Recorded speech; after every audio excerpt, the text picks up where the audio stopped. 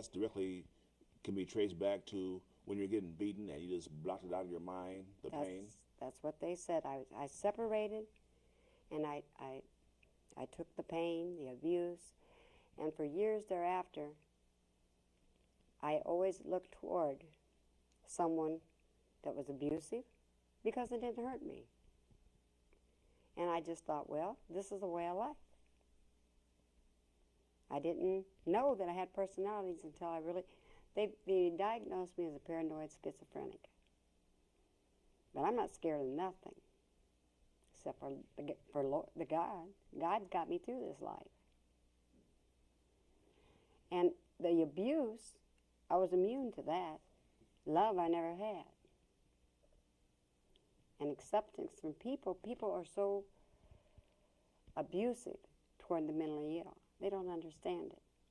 And when you see me one time, I can be just a normal person. Next time, I might be dressed as a man, cut my hair off completely, and have it butched, no makeup, walk around like a man, act like a man.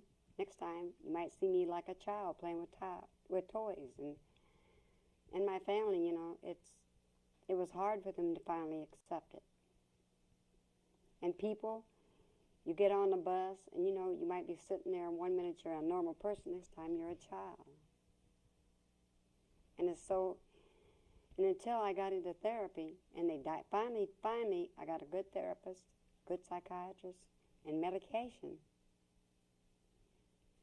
It was hard, but it's still hard. But how did you maintain your positive self-esteem while at the same time finding out that you were different from a lot of other people? At first I couldn't. I tried to commit suicide.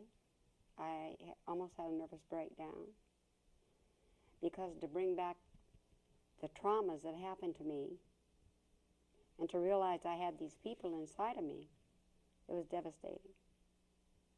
It was almost more than I could handle. Because a lot of the things that had happened,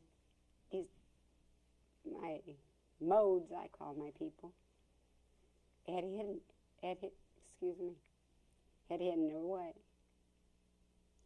When all the traumas come about, and I found, because they hypnotized me, and when it come out, Mm-hmm. it was almost more than I could handle. Well, tell me something, you know, while you're going to school and everything, how did the teachers, were they able to pick up on anything? Because anymore they've been taught, I guess, to pick up on abusive tendencies in kids and, you know.